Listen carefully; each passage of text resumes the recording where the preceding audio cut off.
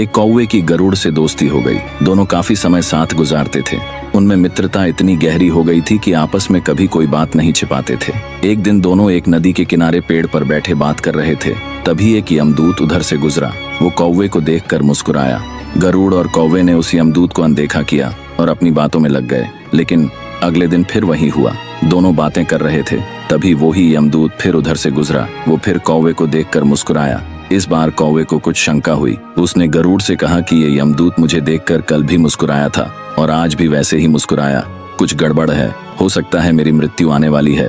गरुड़ ने उसे समझाया कि ऐसा कुछ नहीं है, ये एक संयोग भी हो सकता है, तुम चिंता मत करो। 2-3 और ऐसे ही निकले। रोज यमदूत कौवे को देखकर मुस्कुराता।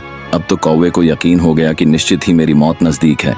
उसने गरुड़ से कहा, मित्र मैं मरना नहीं चाहता, लेकिन ये यमदूत जरूर 1-2 दिन में मेरे प्राण निकाल कर ले जाएगा। ये रोज ही मुझे देखकर मुस्कुराता है। गरुड़ को भी लगा कि हो सकता है कौवे का शक सही हो।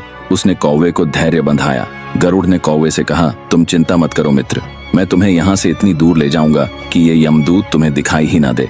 गरुड़ ने कौवे को अपनी पीठ पर बैठाया और उस जंगल से हजारों किलोमीटर दूर कैलाश पर्वत पर ले गया। दोनों को अब ये डर नहीं रहा कि यहाँ कोई उन्हें परेशान कर सकता है। लेकिन वे जैसे ही कैलाश पर्वत पर पहुंचकर एक गुफा तक पहुंचे, वहां वो यमदूत पहले से ही मौजूद था। उसने कौवे को देखते ही उस पर पांच फेंककर उसके प्राण निकाल लिए। गरुड़ देखता रह गया। उसने यमदूत से पूछा, तुमने इसे मारा क्यों? यमदूत ने कहा कि इसकी मौत इसी समय लिखी थी, इसलिए इसके प्राण निकाल लिए। गरुड़ ने फिर पूछा, तो फिर तुम इसे देखकर उस जंगल में मुस्कुराते क्यों थे?